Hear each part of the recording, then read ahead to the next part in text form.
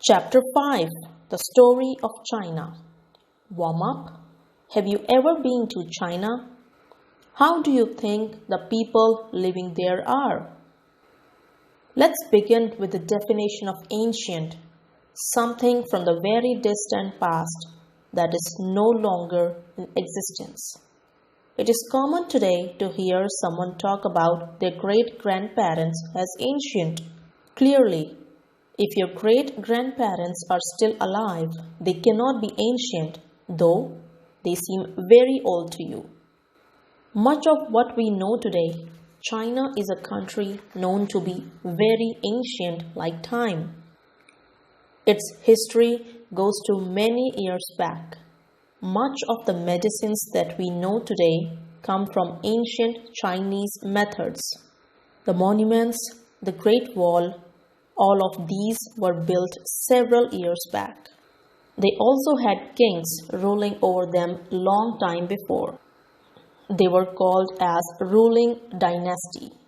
These dynasties were the Song, the Yuan, the Ming, and the Qing.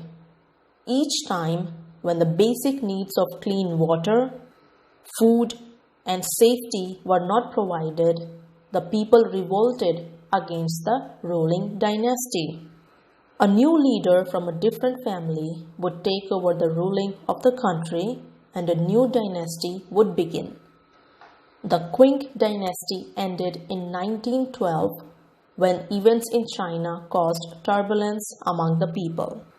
The population was growing quickly, resulting in food shortage and famine. A revolution by the peasants ended the ruling power of the emperor who lived in the Forbidden City in Beijing. Many leaders have made many changes over the last 100 years following the end of the Qing dynasty.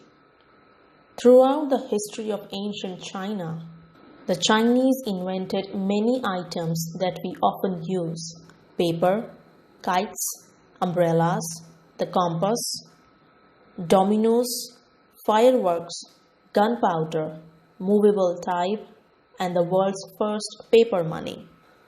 Most people think of rice as the staple crop of China, but it's not the only one.